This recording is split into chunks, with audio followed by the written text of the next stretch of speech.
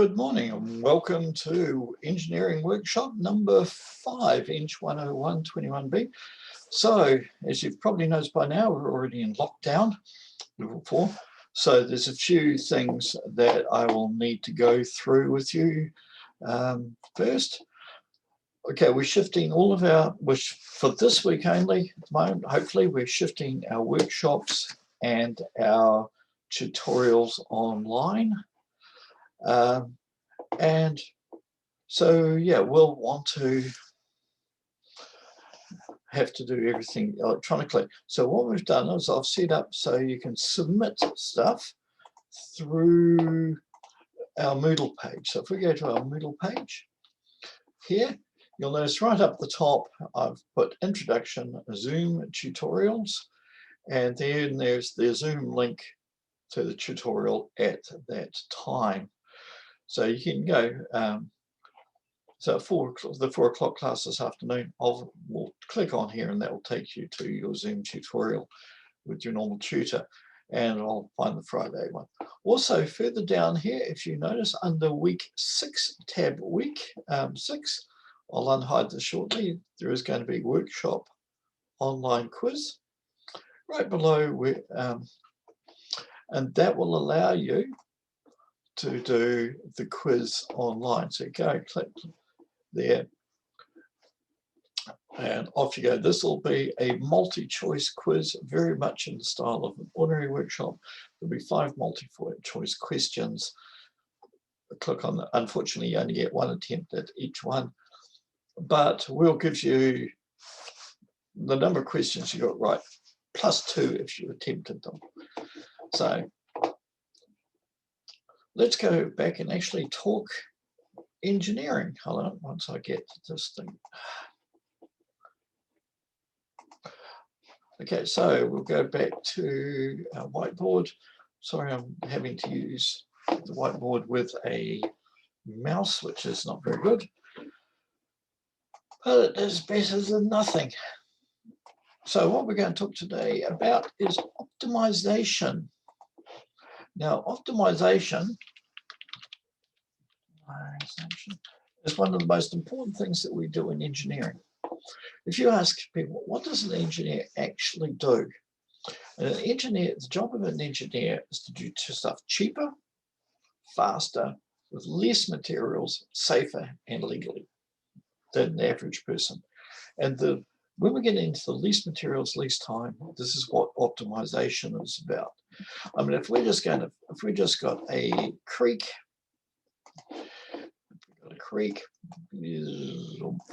banks, any yobbo can come along and just pile up rocks in that until you can walk across that. But your job as an engineer is to go and build maybe a bridge.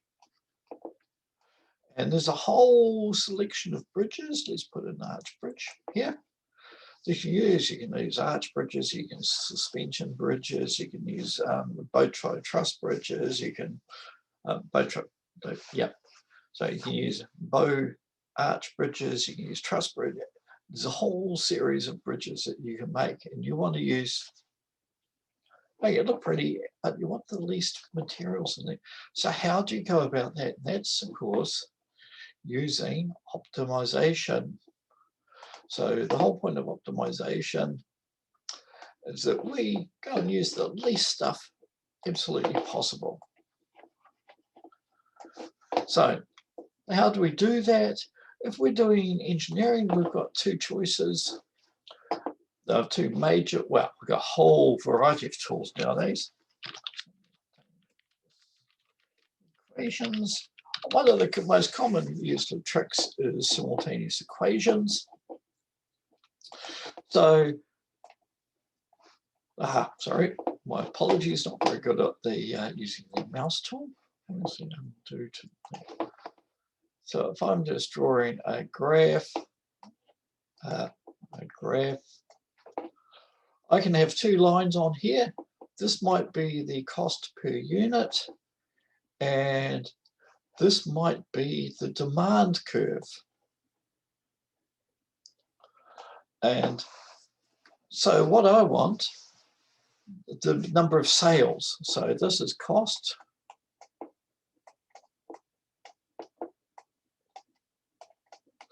per unit.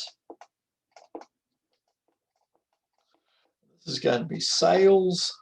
Sorry, this one here is sales. And as you can see, that it might be most efficient. The best place, or the place that you make the most profit, is right here. So this could be our optimized position. And if you do management and accounting and things like that, they do a lot of these type of curves trying to optimize the amount of profit that you get out of the thing. So every time you go in there, like the famous one is that they discovered in, what was it? Oh, one of the airlines, that if they put one olive into your martini instead of 2 olives, they saved themselves enough for $15,000.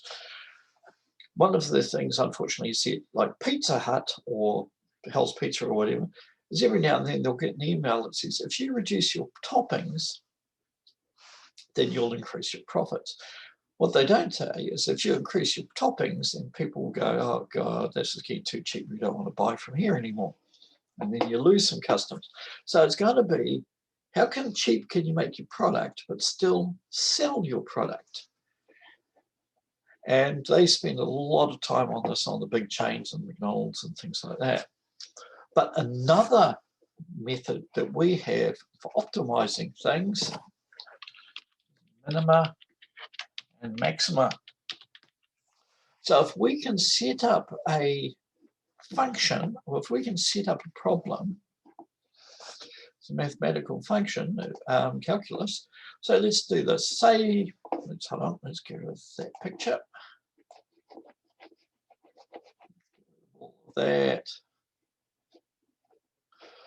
But say I've got a small problem. I want to build a fence. So I've got a stream, sorry. I've got a stream that goes along here. I want to build a fence. So I want to, let's make it a rectangular fence. These are meant to be 90-degree turns. And if I've got build a fence with 500 meters of fencing to enclose maximum possible area. Now this is a fairly simple one. In fact, I think they use this problem in NCA occasionally. And notice I've only got the fence on 3 sides, so I'm not putting the fence on the stream side. But how can I do that? Well, the traditional way is you set that up as an equation. You can say over here that this side is length x. This side is going to be length x. So that means that this side here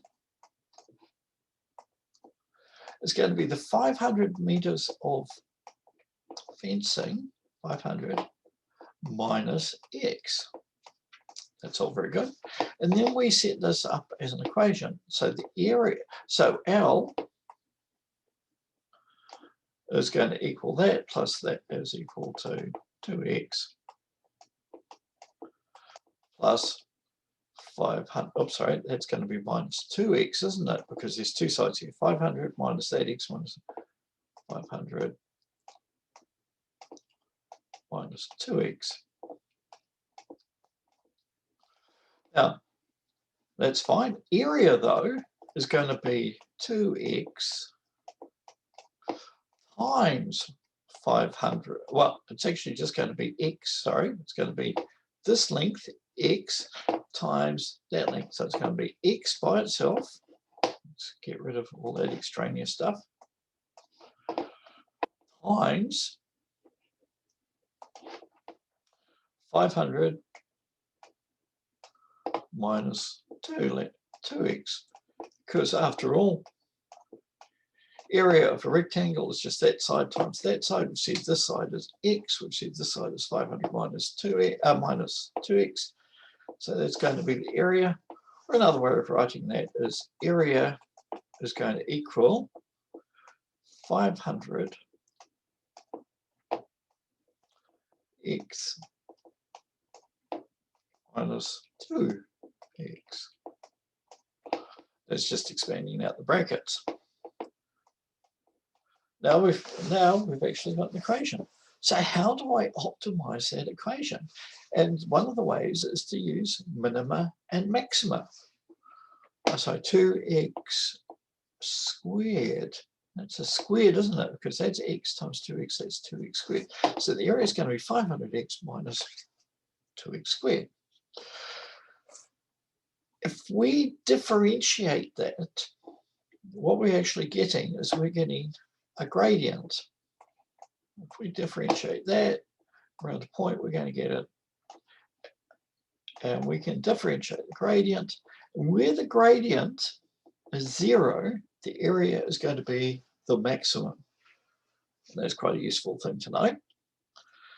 So if we just differentiate this, so we go. Take this, so we go 500 x minus 2x squared minus a equal dy dx. So what happens here? We multiply, we differentiate that. That just becomes 500 minus 2x squared becomes 4x. But minus a. A is a constant. A is just 1,000 square meters. So being a constant, when we differentiate that, that vanishes. So we know that the first derivative with respect to x is equal to that. So now what we do, and we know that's all equal to, so we set that as equal to 0. To find the maximum minimum, we make that equal to 0. And then I can just rearrange this. 500 minus 4x equals 4x. So I'm just taking that 4x across. So 500 over 4 equals x, which equals 125 meters. So we can tell from this that if we make this side 125 meters long, this side's also going to be 125, that side's going to be 250. That is going to enclose the maximum possible area for that 500 meters of fencing. And so this is a thing that we have used a lot over the years. If we can see everything in terms of x, like area is equal to, in this case I made it so we've got x here for this side, and this side we turned into 500 minus 2x. If we can do that, so it's just got x's in it, then we can differentiate that. We can set it equal to 0, and that will either tell you the maximum minimum. This is ultimately what engineers wrote about. So we're trying to make the steel the thinnest we can reasonably get away with, because steel costs money.